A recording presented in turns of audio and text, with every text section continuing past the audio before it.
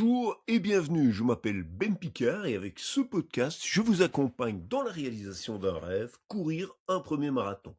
Alors ce podcast, Je cours un premier marathon, est conçu en 2026 autour d'un objectif spécifique, le marathon du Béoué, le marathon du Brabant Wallon, qui aura lieu le 20 juin prochain. Alors avant toute autre chose, ma recommandation c'est inscrivez-vous, prenez un dossard www.marathondubw.be.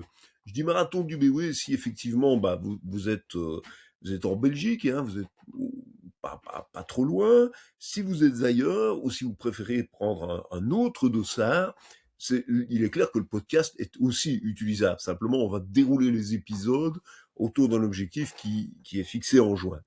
L'idée d'acheter un dossard à l'avance est doublement importante. D'abord parce que de plus en plus de marathons sont remplis.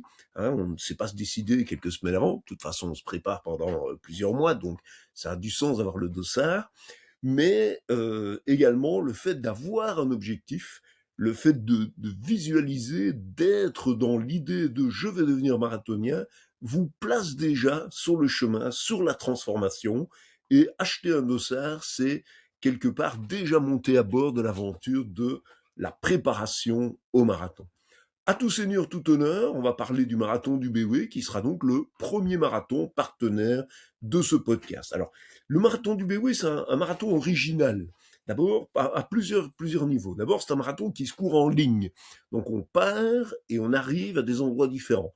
Hein, l'idée, évidemment, c'est qu'on va parquer sa bagnole à l'arrivée, généralement, et puis l'organisateur a prévu des bus.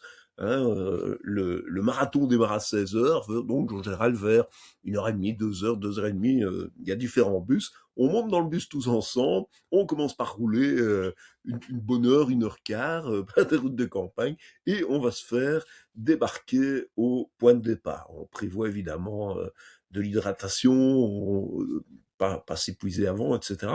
Mais donc l'idée, c'est marathon en ligne, ça c'est très chouette, on part d'un endroit, on arrive à un autre. Autre élément intéressant, c'est la date, le 20 juin. On va partir à 16 heures, un marathon qui part à 16 heures.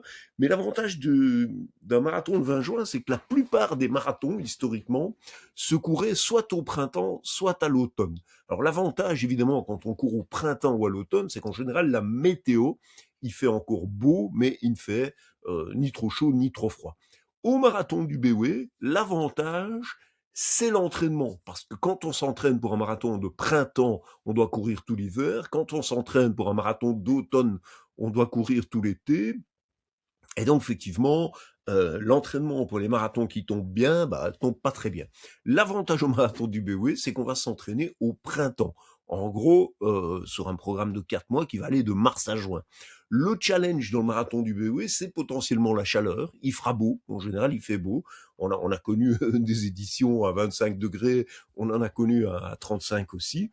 Et donc, évidemment, c'est pas nécessairement un marathon sur lequel on va être le plus performant, mais c'est un marathon sympa, il fait chaud, et le plus important sera de bien s'hydrater. Laurent Soblens, qui organise ce marathon, est un organisateur passionné et sérieux, ce qui n'est quand même pas le cas de tous les marathons, hein, même si en général ça va, et donc il est certain qu'il prévoira un surravitaillement, ce qu'il a fait à plusieurs reprises, si les températures sont plus élevé que la normale. Et donc, en s'hydratant régulièrement, je pense que dans la dernière version, j'ai bu presque 6 litres d'eau sur le marathon, eh bien, ce marathon est absolument sympa et très, très bien organisé. Donc, idéal pour un premier marathon parce que c'est conçu par des pros et ça, c'est évidemment idéal. Pour ce marathon, on va se retrouver avec un début de préparation, donc des podcasts toutes les semaines, à partir du lundi 2 mars. Si vous souhaitez les recevoir, il suffit de s'inscrire sur www.mymarathon.be. Il y a un petit formulaire, je m'inscris. D'ici là, profitez de l'hiver, courez, sortez déjà. En effet, pour préparer un marathon en 16 semaines, on part pas de rien. Hein. On n'est pas je cours pour ma forme, j'apprends à courir. On présuppose que vous avez quand même la capacité de courir 1 heure, 1 heure quart, cool. Hein. Si vous courez pas encore tout, alternez, marchez, course, mais allez-y. En gros, l'entraînement de base, je dirais, du coureur de deuxième moitié de peloton, le groupe que nous visons ici, le groupe dans lequel moi je suis, c'est 3 sorties par semaine comme entraînement de base. Typiquement, on va faire beaucoup de zones vertes et un petit peu de zone orange. Le but, je le rappelle, pour des coureurs qui ont l'occasion de sortir 3, peut-être 4 fois, on va voir, mais donc pas des professionnels, des gens qui ont par ailleurs une autre vie, une autre activité, qui ont peut-être d'autres choses. Le plus important sera de ne pas se blesser. Donc, si vous sortez 3 fois par semaine, on va avoir une sortie, par exemple le mardi, 1 heure, cool, on va vraiment tourner lentement, on fait tourner le cardio, 120, 130 pulses. On va avoir, par exemple, le jeudi, alors je dis mardi, jeudi, ça peut être lundi, mercredi, l'idéal, si on sort 3 fois, c'est d'avoir toujours une journée de repos entre les sorties, c'est d'avoir 1 heure où on pousse un petit peu le cardio et on fait ce qu'on appelle du fractionné, de l'intervalle. Une bonne façon de procéder, c'est par exemple de faire ce qu'on appelle du fartlek, c'est-à-dire une sortie normale, on s'échauffe, 20 minutes tranquille, et puis on fait par exemple 10 fois 1 minute plus rapide, 1 minute récupération active. Et puis, on repart pour 10 minutes cool. Donc, ça nous fait une petite sortie d'1 heure, mais avec des accélérations.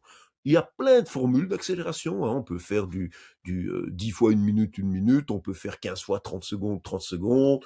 On va monter, on aura plein de variantes. À un moment donné, on fera de l'allure marathon. On peut aller, on fera par exemple 5 km, 5 fois 1 km et puis de la récup. Il y aura plein de variantes, mais une formule, disons, tranquille et sans se prendre la tête, c'est de faire du fartlek, accélérer par exemple 10 fois 1 minute et récupérer. Le week-end, on va tenter de faire ce qu'on appelle une sortie longue, quitte à alterner marche et course, mais le plus important, c'est de le faire dans sa zone verte.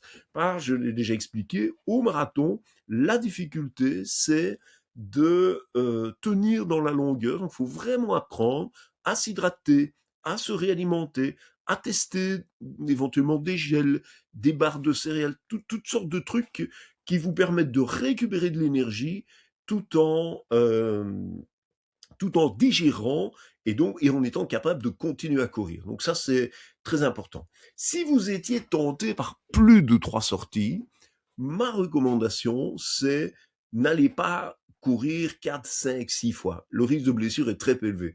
Si vraiment vous voulez courir, faites la même sortie que le mardi, 1 heure cool, mais beaucoup plus efficace, beaucoup plus malin. Faites autre chose. Allez marcher, faites du vélo, allez faire de la natation ou encore mieux, faites vos 3 sorties et faites du renforcement, comme par exemple la fameuse méthode James de Louvain-la-Neuve, qui consiste effectivement à travailler à la fois la musculation, la souplesse, l'équilibre. Ça, c'est probablement beaucoup plus efficace de faire 3 séances de course et 1 séance de renfort que 4 séances de course, c'est très important.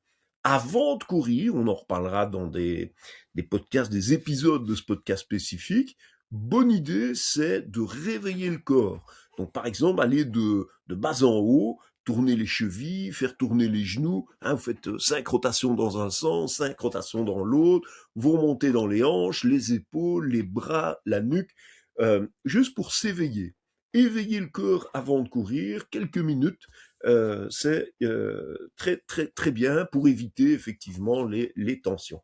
Après la course, toujours calmement, on peut penser à faire des étirements. Attention, les étirements, il faut jamais les forcer. On peut sentir une tension, mais pas une douleur.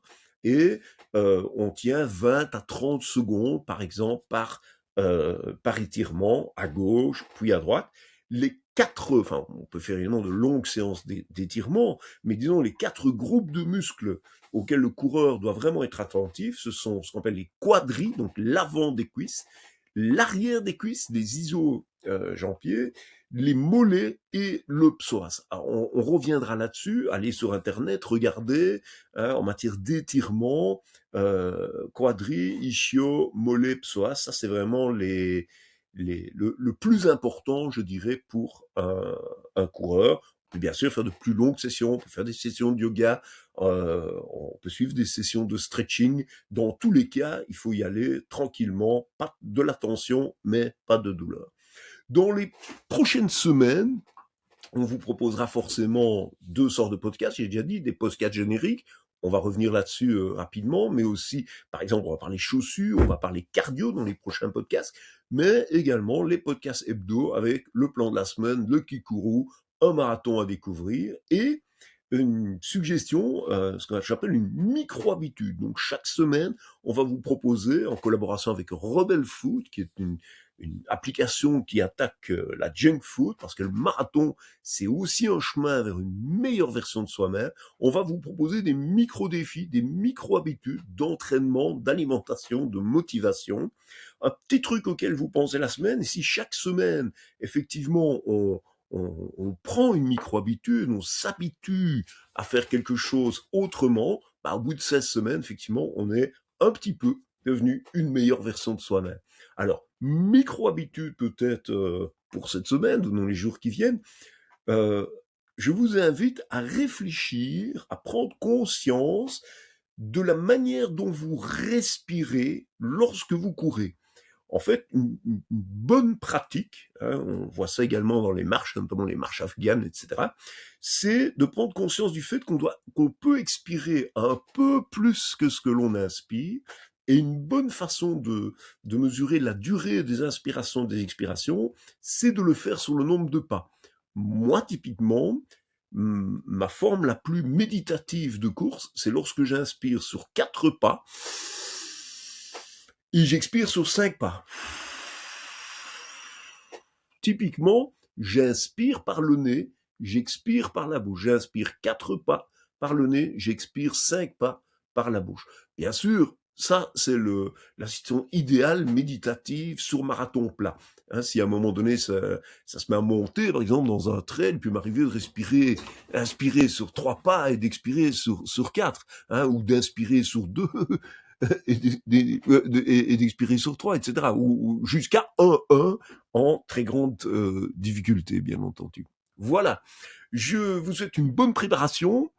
On se retrouve dans un prochain numéro de Je cours mon premier marathon. On va parler chaussures et cardio avant d'attaquer le programme. D'ici là, bon entraînement, 1 heure cool, un peu de fartlek et une longue sortie, donc un maximum de choses en zone verte et uniquement le fartlek où on pousse un peu le carburateur. Le marathon comme le jogging, j'ai l'habitude de dire, c'est de la méditation en mouvement.